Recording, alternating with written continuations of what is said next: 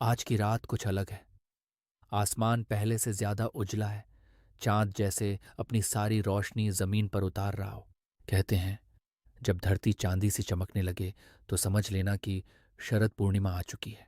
ये वही रात है जब चंद्रदेव अपने सबसे शुद्ध रूप में होते हैं, जब मां लक्ष्मी स्वर्ग से उतरकर घर घर विचरती हैं, जब श्री कृष्ण ने गोपियों संग रास रचाया था और पूरी ब्रज भूमि चांदनी में नाच उठी थी। आज भी मान्यता है कि इस रात की चांदनी साधारण नहीं बल्कि अमृतमयी होती है। जो भक्त इस रात जागता है, ध्यान करता है, प्रेम और भक्ति में लीन रहता है, उसके जीवन में केवल चांदनी नहीं, कृपा बरसती है।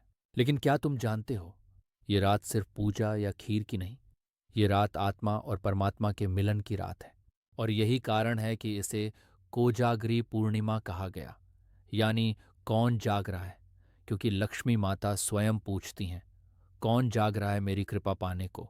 शरद पूर्णिमा, जिसे कोजागरी पूर्णिमा भी कहा जाता है, आश्विन मास की पूर्णिमा को मनाई जाती है। ये वह समय होता है जब मानसून समाप्त होकर आकाश निर्मल हो जाता है और प्रकृति जैसे एक बार फिर अपनी पवित्रता में लौट आती है। इस दिन चंद्रमा 16 कलाओं से पूर्ण होता है और आयुर्वेद के अनुसार उस रात की चांदनी में औषधीय अमृत तत्व होता है। इसीलिए लोग दूध और चावल से बनी खीर को रात भर चांदनी में रखते हैं, मानो चंद्रदेव की कृपा से वह खीर स्वयं प्रसाद बन जाती है। कहते हैं बहुत समय पहले एक ब्राह्मण दंपति था। पति बहुत धार्मिक था, पर पत्नी आलसी और पूजा पाठ में रुचि नहीं रखती थी। मां लक्ष्मी ने एक रात कोजागरी पूर्णिमा पर धरती पर आकर पूछा, कौन जाग रहा है? ब्राह्मण जाग रहा था। उसने कहा, मां मैं जाग रहा हूं। मां लक्ष्मी ने उसे धन, वैभव और सौभाग्य का आशीर्वाद दिया।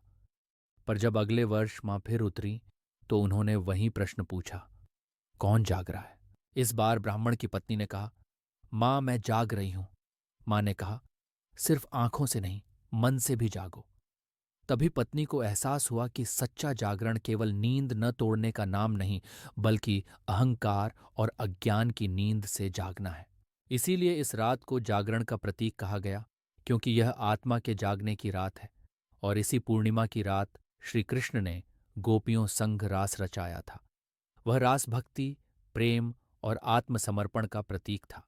हर गोपी को लगा कि कृष्ण उसके साथ नृत्य कर रहे हैं, क्योंकि कृष्ण सर्वव्यापी हैं। जो सच्ची भक्ति में लीन हो जाए, भगवान उसी के साथ नाचते हैं। इसीलिए शरद पूर्णिमा की रात में रास लीला और प्रेम भक्ति की सबसे दिव्य अनुभूति होती है। इस दिन लोग चांदनी में खीर रखते हैं, क्योंकि प्राचीन ग्रंथों के अनुसार चंद्रमा की किरणें खीर को शीतलता और औषधीय शक्ति देती हैं। ये व्रत मां लक्ष्मी, श्री कृष्ण और चंद्रदेव तीनों के आशीर्वाद का संगम है। भक्त रात भर जागरण करते हैं, भजन गाते हैं, ध्यान करते हैं और सुबह उस अमृतमयी खीर को प्रसाद रूप में ग्रहण करते हैं। इस व्रत के अनेक लाभ बताए गए हैं। जो व्यक्ति श्रद्धा और भक्ति से इसका पालन करता है, उसके जीवन में मानसिक शांति और आत्मसंतुलन बढ़ता है। मां लक्ष्मी की कृपा से आर्थिक समृद्धि आती है, शरीर को ठंडक और ऊर्जा का संतुलन मिलता है और वैवाहिक जीवन में प्रेम और मधुरता का वास होता है। लेकिन कुछ सावधानियां भी जरूरी हैं। पूर्ण उपवास सबके लिए नहीं। अगर स्वास्थ्य कमजोर है तो फलाहार करें। चांदनी में अधिक देर रहने से सर्दी जुकाम हो सकता है, इसलिए शरीर का ध्यान रखें। और सबसे महत्वपूर्ण, व्रत का पालन दिखावे या सोशल मीडिया के लिए नहीं, बल्कि श्रद्धा और मन की पवित्रता से करें। आज की यह रात साधारण नहीं है। चंद्रमा की हर किरण आपके जीवन से अंधकार मिटाने आई है। तो बस एक पल रुकिए, आंखें बंद कीजिए और महसूस कीजिए कि आपके भीतर भी वही चांदनी उतर रही है। अगर इस कथा ने आपके मन में थोड़ी भी शांति, भक्ति या प्रकाश जगाया हो, तो इस वीडियो को जरूर साझा करें, क्योंकि जैसे चांदनी सबके लिए होती है, वैसे ही ज्ञान भी सबके लिए है।